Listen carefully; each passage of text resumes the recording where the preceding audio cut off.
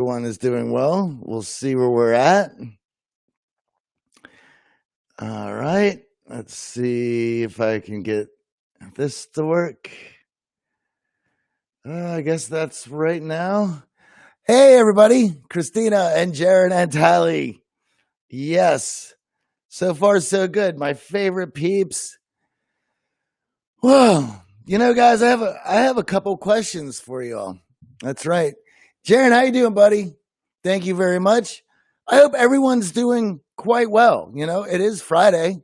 All right. Hearts galore. Animals, see that? We got hearts galore. This is a lovely Friday.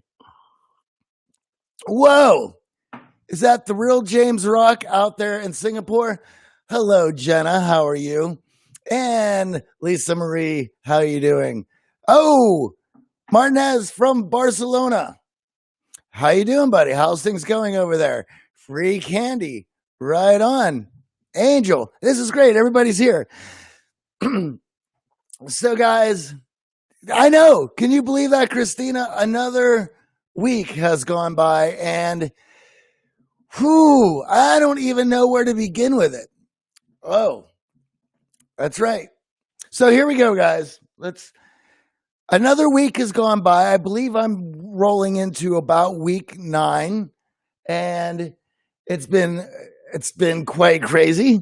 We're slowly getting things set up around here. As I mentioned yesterday was the 30th episode of this, sort of starting roughly around when all this started as a way to take my mind off things, to give me some certainty during times of uncertainty and connect to the Art of Charm audience. But here's what came up yesterday. I'm very curious about this, guys. So one of you all, I believe it was either Nyborg who just showed up here, or it was Charlie from Netherlands who's been joining us, had mentioned that they hadn't known anything about the podcast. So they had just found the Art of Charm through Instagram and had been starting to watch the show, and then had only later learned about the podcast and all our guests in our 14 years.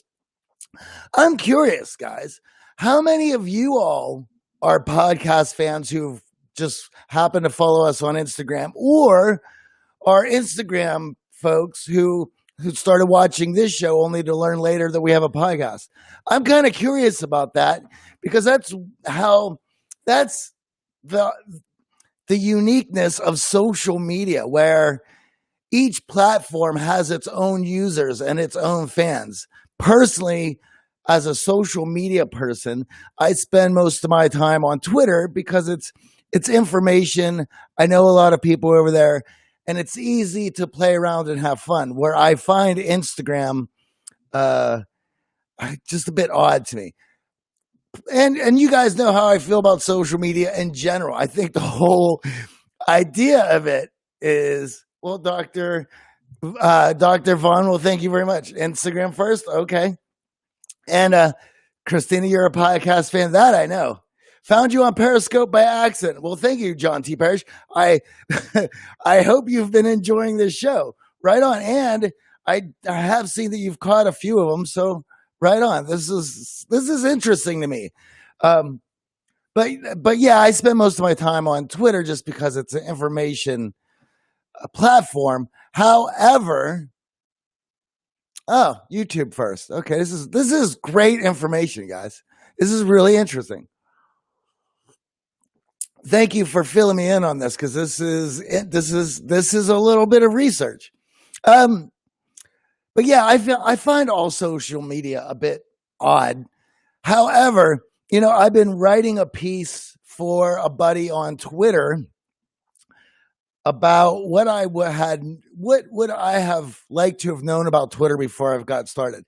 And I have to say, I went over to Twitter as an opportunity to promote the show, not this show, but the regular Hour podcast, only to have found a community and camaraderie and a lot of new friends and business opportunities out of Twitter, just from hanging out and interacting with people over there. So as much as I like to rail on social media, which, if not used properly, can just suck up a lot of your time without any creative output. I mean, I have certainly been able to figure out a few ways to make it useful and fun and getting the word out. And certainly you guys are using it to get information and to learn. So it's interesting. But podcasters are 5 years on Twitter. I hear you. Well, thank you very much. So that sort of thing is quite interesting to me. So thank you guys for letting me in on that. Greetings for KC. From KC? Right on. Is that Kansas City? Kansas City, Missouri, or Kansas City, Kansas City? All right. So, guys, as you noticed, I mentioned yesterday that I had just finished up or was going to interview Gretchen Rubin of the 4 Tendencies. Now, this is an interesting thought that had come up in our discussion. Gretchen Rubin, researcher, psychologist, wrote a book called The 4 Tendencies. Now, I really enjoyed the book. She's put a lot of research into it, and she has distilled 4 separate tendencies that people sort of wire themselves to when it comes to their inner and outer expectations. Now, with anything, I want you. What is that, Vaughn? How do you optimize Twitter to get the word out? Well, we'll have to talk about that later. So Gretchen Rubin, she puts this book together, The 4 Tendencies, and it's all about inner and outer expectations. And one of the things that I really enjoyed about the book is upon reading it, when you read any sort of personality test or take the Myers-Briggs test, the Myers-Briggs test, any sort of those personality tests can be asked and answered in different ways as you depending on how you feel. For myself, I know that if I'm feeling extroverted and outgoing, then what the results of that test are going to be different. And a lot of people tend to have a compulsory to go in a certain direction. Now, and I also see those things almost like I'm going to make a loose comparison to astrology, where they all have wonderful things to say about you and they all show their weaknesses. That's the light comparison I want to make. Like if you read any astrology symbol, it's going to say nice things, and then it's going to say, oh, but watch out for these things. And then you go, oh, my sign is special. When in actuality, all of them say nice things and put up certain things that you should be careful of. And astrology has a nice way of allowing many different people to fall under a certain umbrella to feel connected. It's a nice thing. It's cute, but obviously you shouldn't take your astrology sign and horoscope as as the gospel. Anyway, Gretchen's book, The 4 Tendencies, talks about how every person has 2 different expectancies, your inner expectancies and your outer expectancies, and how they play a role in how you operate. So the 4 tendencies is upholder, obliger, rebel, and questioner. The upholder respects inner and outer tendencies. The obliger can hold outer expectancies together, but loosely on inner expectancies. The rebel can't do either. It's always a rebellious nature. And then the questioner does well with inner expectancies, but not well with outer expectancies. Anyway, she puts those up and she puts together an incredible argument for each one. And of course, me as a skeptic, I really put it to the test. And the way she had laid it out, when you look at certain people and you understand their tendency, whether of one of the 4, you can see how they're quite different from how you operate. And I have to say, this idea of inner and outer expectancies is brilliant, utterly brilliant, and it certainly moves you in a different format from others. Now, here's what I found just utterly fascinating about it. When it came to my tendency, which is a questioner, so I do well with inner expectations, but have difficulty with outer expectations. In fact, I have to question everything, and it's in my nature to do so. And I laughed because AJ had to deal with this for over 14 years of business together. But we had a joke about it. And the weaknesses that she had put together for the questioner was you have a tendency to follow into conspiracy theories because you're always looking for more information. And the other weakness was that because you're an information junkie, sometimes it comes to an analytical process of analysis to paralysis. Now, both of those two weaknesses on my tendency I'm quite aware of. In fact, I'm so aware of them in my own personality that I had put in rules together for both of them in my 20s. For the tendency to fall into conspiracy theories, I have a rule together. That's two rules, which is could this information be used in a court of law and stand up? And could you write a peer-reviewed paper on it in the science community and not be laughed out of the room? That's what keeps me from falling into conspiracy theories.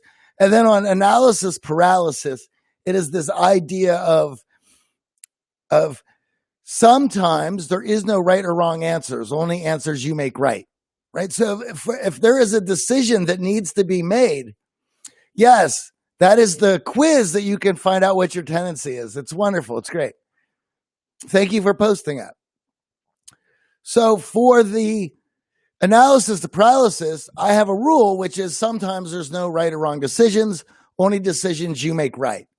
So what that means to me and how I view that is when you look for information on a decision that you're going to make that neither lights up any pathway, then you have to choose and put your efforts into making that the right answer. Not only do you make that the right answer, it also can be a learning experience that you have to learn to take in and hold dearly because you've put your efforts into that decision. And when she heard that I had my own rules for those weak points, we had a great laugh. Now, here's why I bring this up.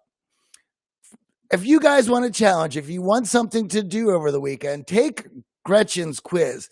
If you want to read the book, do it. I found the book rather enlightening, and it also gives you information on how to deal with the other tendencies, and you will certainly see your friends falling in one of the categories. It will certainly illuminate your relationship with them. Now, after taking the quiz or reading the book, you should find out a few places where you have been stuck in the past. I thought you did a great job in pointing out the weaknesses for each tendency. And then with that, things that you can do in your life to overcome those tendencies, those weaknesses. Now, because I've already installed these rules, I installed those rules because in my past, I had seen the same pattern develop over and over again and needed to install these rules in order not to get stuck in that pattern.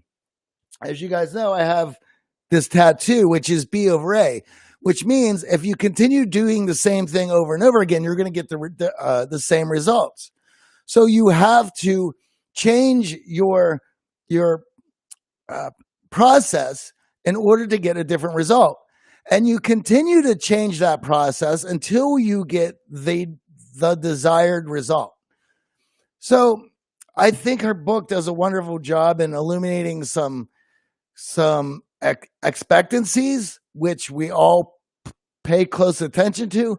Also, it lays out the weaknesses and what you can do to get over that. So have some fun with that. If you don't have a lot of time, you don't have to read the book. Take the quiz. It's very easy.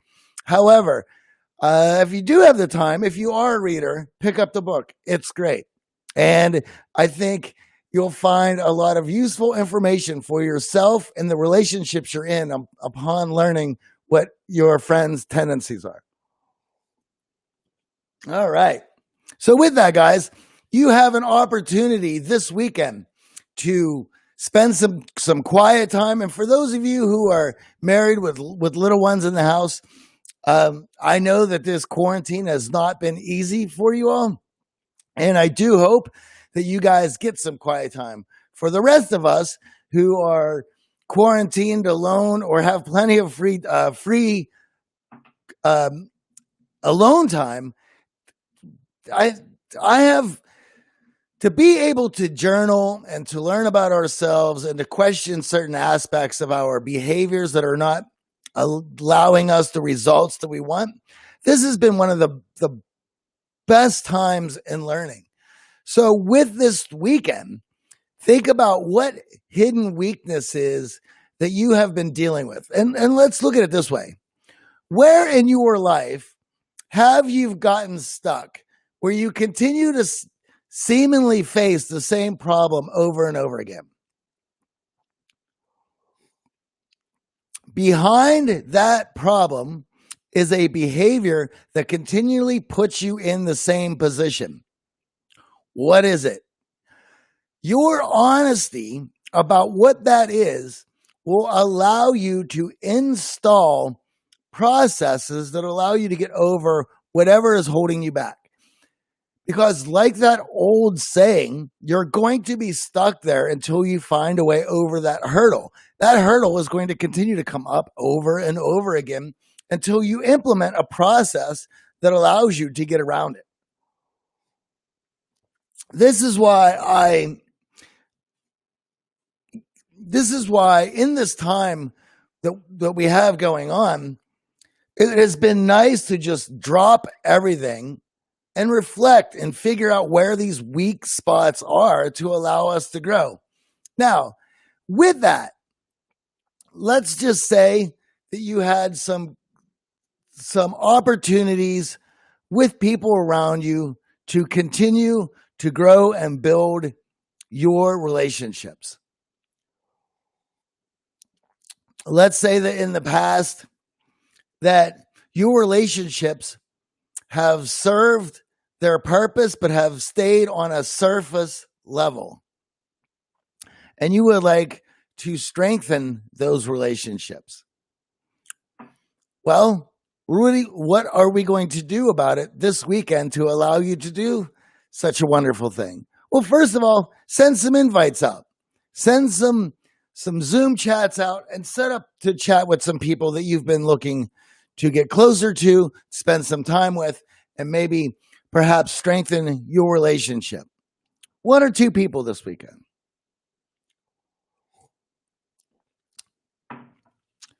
Check in, see how they're doing, and then allow them to just vent. Allow them to just talk.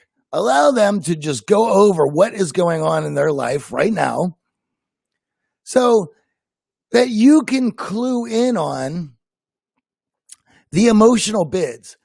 And rather looking for a way to solve their problems, look for an opportunity to connect and relate to those problems. For a lot of us, when we listen to other people talk, we're in an analytical problem-solving mode. Why are we in that mode? Because for a lot of us, you tend to wear the same hat that you wear at work into your personal lives. Why would you do such a thing? Well, let me tell you, if you spend 40, 50, 60 hours a week at your job in an analytical problem-solving mode, then you are going to take that same engineering hat, that same problem-solving hat, and you're going to wear it into your relationships.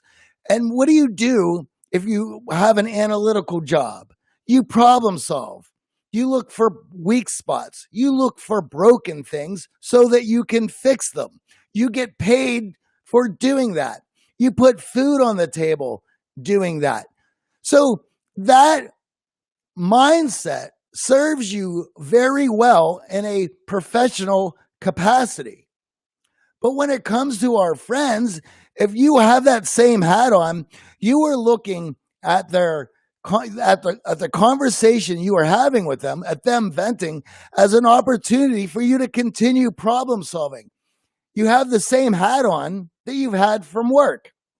That hat does not strengthen relationships. In fact, that hat gets in the way of connection. That hat gets in the way of empathy because it has you problem solving. It has you looking at this conversation with a critical lens. Now, we need to switch the hat. The thing about relationships is that they are built on art. They're self-expression. How we relate to each other is expression. And with expression, there's not a critical lens. If you use a critical lens when it comes to expression, you're only sitting in judgment. And then your actions are going to be perceived as judgment by the other person. But when you're looking at this conversation, at expression with the artist hat, with an understanding of connecting through your own self-expression, well, now you both have the same hat on. It's not about being critical or judging or looking at this conversation with an analytical lens for problem solving. You are now looking at this conversation through an artist lens, through an expressive lens. You're now connecting. And that's where a lot of our problems and hookups are wrong, because we're coming into a conversation with our work hat on, with our problem solving hat on, with our analytical hat on. All that does is put you in a critical position of listening to the words and content to see what problems that you can solve with the other person. Do you know how many people don't want you to solve their problems? They just want to have an opportunity to vent, to express them, to be able to be heard. And as a friend, as somebody who is supposed to be there for them, it is your job to listen, to give them that platform to be able to be heard. Every time that you try to come in and then try to fix their problems, they see it as being judged or not listened to. And even for a lot of us, for just guys who are just going to go and sit at the bar and have a drink, do I need any of my buddies to solve my problems? No, I want to sit at the bar with my beer and vent, and my buddy to just listen and go, yeah, I've been there. That sucks. That's connection. And then when it comes to men and women's relationships, and for you ladies who are listening to this, you can give me hearts on this all day. And I'm sure you can understand this. There are times where you don't want your husband to solve your problems. You just want to vent. And when he comes in with the critical lens, it only upsets you because you're like, you're not listening. Well, of course he's not listening. He's problem solving. We all need an opportunity to be able to vent and be heard. And it is that empathy of being there with that person and go, oh, I thought this. It is that empathy that allows us to connect. So then when my buddy is like, I hear you, man, that sucks. I've been there. I'm like, right on. You understand, right, animal? He knows. That's the whole point, is to be heard, for somebody to go, I understand. And if you need anything in this situation, let me know. I have your back. Here's another one for you. You can also ask your friend or a significant other, you can ask them, listen, you're about to tell me what's going on. Do you want me to listen or you want me to help you solve this problem? That way you can just check out. But here's the thing about it. If you had been working 40, 50, 60, 70 hours a week with that analytical hat on, you're going to listen and communicate through that hat because that hat works well professionally. And until you've built up empathy skills or changed that hat, that's the lens that you're going to view these issues and problems on. So with that, think about it this weekend. This weekend, when you're connecting, when you're on a Zoom meeting, when you are just bullshitting with friends, take off the analytical problem-solving hat and listen to them with an expression hat, an artist hat, a connection hat, and listen to what the emotions are in the conversation rather than trying to problem solve it. And then you can even ask this question. You go, man, that's crazy. I can't believe that happened to you. I can't believe you're going through that. I can only imagine what that must be like to deal with right now. Do you want my opinion on how you might be able to fix that? That way, when you ask that question, it allows for them to go, yeah, I'd love to hear what you have to say about it. That way, you're not forcing this analytical lens and critical conversation upon something that they just wanted to be heard. You know, and that's a lot of our communication gaps right there. Is the difference between the expressive hat, the artist hat, and then also the critical problem-solving hat. Both of those are completely two separate conversations. Do you ever get into a conversation with somebody and realize that though you were speaking about the same thing, it just seemed that you were speaking past each other because you were not set in for the same conversation?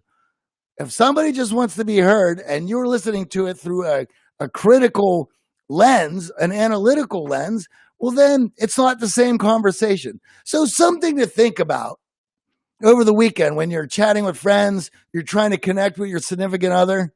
Think about the lens that you're using to view that conversation. And guys, it's the weekend. I want you all to have fun. It's spring. Regardless of what's going on out there, try to live your life, be safe, be respectful, and I will let you in. Listen, if you like this conversation and you want more about conversation skills, connecting skills, and networking, check out the Communication Accelerator. It is in the Instagram link tree. It is in the Twitter bio. It is in the YouTube description. It is all of our best bits from our online training programs to our live training programs and all of our guests on the podcast for the last 14 years. It is all perfectly wrapped up for you guys. So check it out. Let's talk about it. And I will see you guys on Monday. Let's just go through this really quick. Thank you. Brusty Charlie, thank you very much. All right. Wow. Well, thank you, Jenna. I'm glad you enjoyed the conversation. Zach Hummel, good to see you, buddy. Man, you were crushing it yesterday with that whole back video. That was rad, dude. There's the Gretchen Rubin quiz. Take it. Check it out. Have some fun with it. Test your answers. Your answers do reflect your own view of how you feel. Absolutely. Estevan, good to see you, buddy. All right. Guys, have a great weekend. I can't wait to relax a little bit, and I'll see you guys all Monday. Pooh.